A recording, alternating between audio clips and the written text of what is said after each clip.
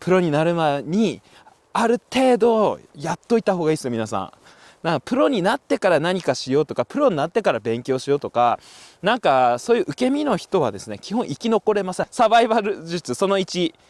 素人でやり尽くせですね。僕の場合だったらもともと最初ねアニメーター志望じゃなかったんですよ。貯金を切り崩しですね、まずビデオカメラ買って撮影始めましたね僕。はい。というのもアニメをやりたいんだけど、まずアニメをやる以前に勉強として映像を学ぶべきであろうというんで、まずビデオカメラを買いました。そしてビデオの編集を始めました。大学帰ってきてはですねいじってるっていうね、そんな状況がですね結構続いてましたね。自主制作ね、し始めて、絵描き始めて、もう自分の考えうるっていうか考えつくことを学生時代から試してたんですね。簡単に言うといろんなことを試してからプロになってください。なぜかプロになったら試せないからです。そんな簡単に。自主制作の時だったらいろんな工程を自分でできるんですよ。しかしいざアニメーターで研修やってたらそんなに時間ないですよ。もちろん現場の、勉強はめちゃくちゃできるんですよ、実践的な。だけどもっと拡張的に演出の勉強とか自分の能力分布を知るためには、素人でやり尽くせっていうことなんですよ。結局絵の練習なんかそんなできませんから、アニメーターになったら。なのである程度上手くなってからなってほしい。そしてある一定のレベルでなければプロの仕事をやりながらプロの技術を吸収できないんですよ。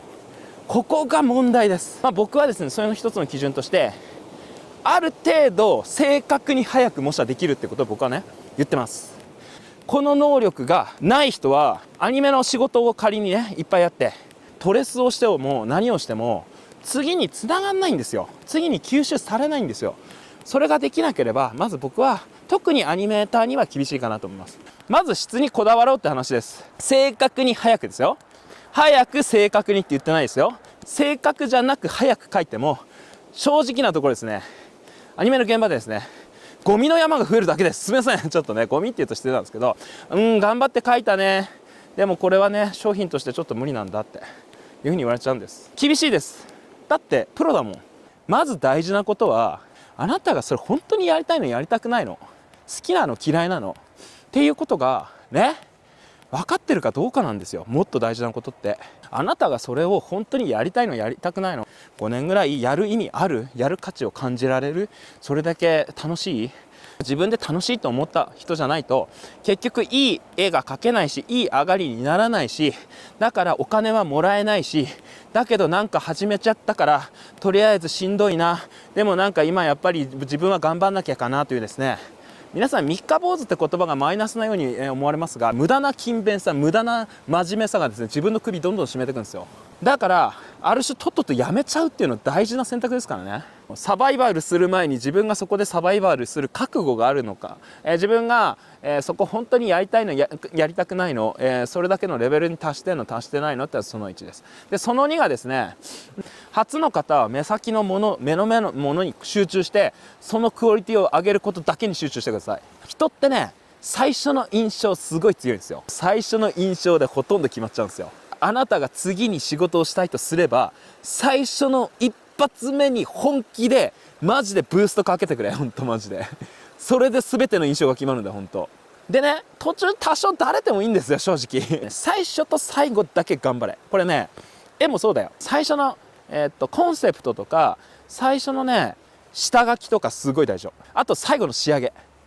トリミングっていうのは綺麗な位置、ちゃんと縦横の比率合わせたりとか文字の配置とか最後の詰めね、この2箇所にね本気でやった方がいいよ。でその3がね仕事はポートフォリオだよですよ。全力で仕事をやりますと、ね、でそれは次の仕事につながるポートフォリオになるよ。いくらいい仕事してもクライアントが1人だったらその人の言いなりになっちゃうんだよね。だからいい仕事したらそれを次の別の誰かに見せてその人に値段をつけさせるんですよ。そうすると自分の値段ってちょっとずつ上がってくんでね、交渉しないでお金が安いままでなんか泣き寝入りしてる人、はっきり言ってそれアマチュアです。結局ですね、稼げないってことは何かっていうと、仕事のための仕事にだんだんなっちゃうんだよ。生きていくために嫌な仕事もしなきゃいけない。そしたら絵が要するに悪くなっちゃう、腐ってしまうのね。やる気がやっぱ落ちて、数書かないと稼げないから、いっぱい仕事をやる。そうすると体が壊す、ね、メンタルもやられる、いい仕事ができない、どんどん落ちていく。ちゃんとお金の交渉しないっていうことはアマチュアなんですよ。うまい絵描きたいんです。それね、プロじゃないの、趣味なの。お金をもらう、ちゃんと交渉する、そして自分の生活を成り立たせる、ここまでが仕事。特に日本人とかだとね、そのお金の話するの汚いとか、なんかがめついとか、なんかいろいろ言われるのが嫌なんでしょ、わかんないけど。でもね、それって自分のためでもあるんだよっていう、自分の将来にわたって絵描きとしてそれを仕事として成立させるためには、今目先の恥ずかしいとかどう思われるとかクソみたいな話してんじゃねえよって話ですよ、マジで。じゃないんですよ。まず金から入るのが仕事でしょ。ちゃんと値段聞きましょう。どんな仕事なのか、いくらなのか。でそれを言わない人は仕事しちゃダメ。基本的に相手、お店の商品値段分かんないのに買う人いないでしょ、それ。その4がですね、結局ですね、健康面です。最終的に心身が健康でなければ仕事は続けられないんですよ。若くて体力あって多少の徹夜が無茶できるっていうぐらいの20代の前半、中盤、20代ギリ20代だったらいけますが、30になったらね、ガタつきますよ、すぐ。そんなの人間ってね、消耗品なんですよ。途中で病気したりとかね、あそこ痛いここ痛いって始まったらですね、絵描けなくなるよ。それこそどんどんですね、メンタル削られるみたいにして、自分の描きたくない絵をずっと描いて、なんかとりあえずこれしないと食っていけないからっていうんでどんどん追い詰められていく。そしたらどんどん絵も下手になるっていうかね、辛くなっていく。創作自体楽しくなくなっていく。心身をちゃんと健康に保つというところまでも、実は継続的に仕事をする上では必要になるので、結局はですね、それも仕事のうちです。この1234全部仕事のうち、はい、全部仕事です。うまい絵を今日描くことが仕事ではありません。それももちろん大事な仕事、かなり重要な、